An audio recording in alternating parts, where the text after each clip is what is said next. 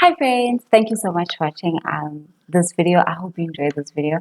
I'm actually quite excited about this video because these are lessons that I have personally learned myself, and I just thought, hey, why not share them with you guys? I hope you are going to enjoy and have a little bit of fun, a little bit of humor. So in this video, I'm going to be talking about things that you should not do when you're broke.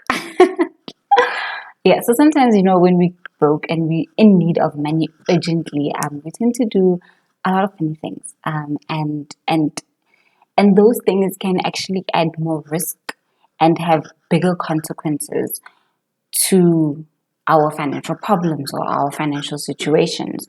So then, you know, I'm just talking about my experience. Obviously, we all differ. Things are different for different people, but this is like me.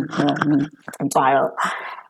Yeah, so hence I said things that you shouldn't do when you're broke. So the first one is taking out another loan. Normally when we broke or when we don't have money or we urgently need money, we tend to think that the quickest solution to the problem is to take out another loan. But we forget that a loan is is like it's not like extra money. It's not like a salary where it's your money. It's something that you have to pay back. And when you do pay it back, is you pay it back with interest. And already you can't afford, anything. You can't afford your current situation. And when you take out another loan on top of the many loans that you have, you are just adding like more to your current plate, and you're going to end up being more broke, because what you do is you don't have money, right? So you quickly go and you take out another loan, and they give you the loan because you have a pay slip. Guys, the power of a pay slip. They give you this loan, and then you have to pay back the money. They're like, okay, no, you only need to pay back 1,700 rand for 5 years or for 3 years. So now you're getting yourself into this debt trap, and you're locking yourself for a period of 5 years. And what happens is you get paid, right? And as soon as you get paid on that day, your money goes everywhere except to you. So you end up in the same cycle. So when you are broke, don't take out another loan. Instead, what you can do is you can sell the things that you don't need for extra money. For example, I know in South Africa, I'm not sure about other countries, but I know in South Africa, there are a lot of places where you can sell your goods to get money. So what you do is you'll take something that you don't actually need anymore, or something extra that you have. For example, I've noticed that in some houses they have quite a number of TVs. You find that they've got a TV in the dining room, they've got a TV in the bedroom, they've got a TV everywhere. So if you know that you've got something valuable that you don't need it, you can just trade it in for money. You can do that. Go sell it and get some money. I remember when I went to the specific shop to go sell my items because I was tempted to not get another loan. I went to go sell my laptop. Well, I didn't actually sell it. I actually went to go, replace it to get a loan so that when I get money, I can take it out. So when I got to that specific shop, there were things like people were selling their furnitures, old chairs that they don't need, gadgets, old cell phones, and they would get money for that. So why not do that? If you are in a tight spot or you're in a tight space and you really need money now for now, you can take what you have that you don't use anymore that's still of value and go sell it for something else. And that's how you can actually get quick money instead of you resulting to getting another loan. Sell what you have and get more money for that one. Okay, so yeah. So the second thing that you shouldn't do when you don't have money is to get takeaways. Yeah, so we need to get into a habit of, having home cooked meals, because a home cooked meal is something that's way like more affordable or cheaper than getting takeaways. Because the thing with takeaways is you spend money. Yes, it might just be 15 rand, but how many 15 rands are you going to spend every single day when you can just cook it at home? Yeah, so try, to not, get takeaways or, eat at expensive restaurants when you don't have money. Because I know, for instance, with me, every time I don't have money and I do get money, the first thing I think about is to get takeaways, because I feel like I'm rewarding myself. Like, oh, I've suffered so much. I remember when I didn't have money, I was telling Kevin, I was like, yo, I've suffered so much, I think I should reward myself from my suffering. And I went and I got takeaways. And I'm just like, but I'm just putting myself in the same situation. I can just cook at home because there's already food at home. So that's the second thing that you should try your best to avoid when you don't have money, eating out and getting takeaways.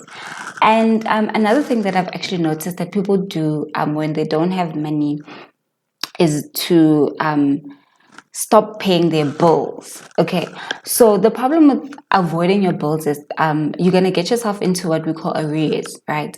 Where you're owing more. Okay, because remember, you've got an agreement with the service provider. And we agreed when you took out the specific loan and said that every month I'll pay 500 Rand to cover this amount. So when you don't pay the 500 Rand, you're skipping that payment. It's going to be 1,000 Rand and it's going to be 3,000 Rand. Next thing you know, you're owing 10,000 Rand. And it also becomes bad on your credit score.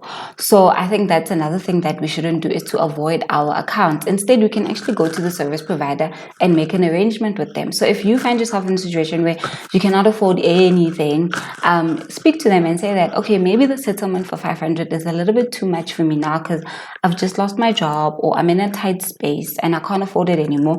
So what they can do is they can actually make an arrangement where they can extend the term for your bill, where you pay just a little bit less. Okay, so don't avoid your bills or run away, but speak to the service provider, or if it's rent that you can't afford this month, speak to your landlord and let them know that, okay, I won't be able to pay you 7,000 Rand this month, but I can afford to pay you 5,000 Rand, and the rest of the 2,000 Rand, I'll spread it out throughout the other months. So just speak to them and try and make an arrangement, or else, because next thing you know, landlord is going to like the house. And how are you going to get in? Okay, so try your best to not avoid your bills and face them and speak to your landlords. So that is number 3 that you shouldn't do, is to avoid your bills.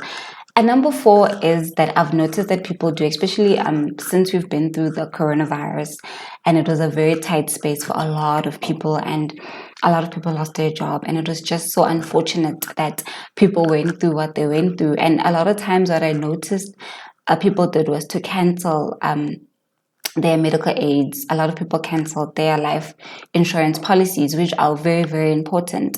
So try your best to not do that, to cancel your important policies that you've been paying for a very long period of time. Because what I've noticed with insurance policies is if you don't pay for, I think, 3 months, it lapses, So imagine now you have been paying for this cover for so many years and it just lapses just for 3 months. But what you can do is to contact your financial advisor and speak to them and tell them that, you know what, I'd like my policy to be on a freeze, not necessarily canceling it, but to be like on a freeze period for the next 3 months since I don't have money. And when it's on that freeze period, they'll freeze it, but they don't cancel the policy. And then they will unfreeze it if they unfreeze it when you start actually paying the policy. So you don't necessarily lose the actual policy that you're paying out, but it's just on a pause just up until you can afford it. I remember, for instance, with me, I couldn't afford it. So what my financial advisor told me is that, okay, it's okay if you can't afford it. We can put you on a lower plan that will be more affordable to you. So instead of you paying necessarily your 500 Rand that you were paying for the specific life insurance policy, you go onto a lower plan where it's less money and you pay less for that specific policy. So speak to your financial advisor, speak to the person that actually helped you take out the policy, let them know that you're in a tight space and you can't afford, to pay so much money anymore because, your financial situation has changed, and they will be able to make a plan from their side. Instead of you stopping, avoiding paying at all, and the policy lapses, you can actually do something about it. So that's another thing that you shouldn't do when you broke, canceling your life insurance policy. And last but not least, number 5, the temptation when we are broke is to gamble. Okay, so many times we find ourselves that when we don't have money, we're thinking, okay, if I can just play the lottery quickly, I'll definitely win. Because we do have the hope that we are going to win, but we actually find ourselves in a situation that we take the little that we have and we're giving it away, to the lottery or to the gambling way that whatever gambling things are out there. So just be careful of gambling, so the trap with gambling is there's always little hope that you are going to win, but it's, what are the chances? It's a 1 to 100, so 25% chance where you can actually win, but there's also that big 75% chance of you not winning. So be careful of that trap, of the gambling trap when you broke, because you tend to think, let me quickly play, I'm going to use my last 50 rand, and I know with this 50 rand I can get about 1,000 rand, which is, you could get it, there's that little hope where you could get it, but you could also lose all of it. And remember, that was your last 50 rand. And the dangers with gambling is that it becomes addictive. I know, for instance, there was a time where people that I know of, they were very broke. They didn't have any money at all. So what they did was they gambled, and they won. They won. So they were able to pay off their bills for that month. But now, what happened next? Let me gamble again. I'm going to win. So now they don't win the second time. They don't win the third time. They don't win the fifth time. So you find that you spend your money on gambling with the hope that you're going to win, but you don't win. Why? And your faith in the gambling becomes so strong because you did it and it worked, and it might work again. So be careful of the gambling trap of playing the lottery, because you could just get yourself in a very, very sticky situation where you become addicted to this gambling and you can't even get out. So those are the 5 things that you should try your best to avoid when you are broke. I know, but there are solutions to these things. As I've said, if you find yourself broke, instead of taking out another loan, sell the goods that you have. If you can't afford your accounts or your policies anymore, speak to the service providers and let them know of your financial situation, and be careful of the gambling trap. I hope you enjoyed this video.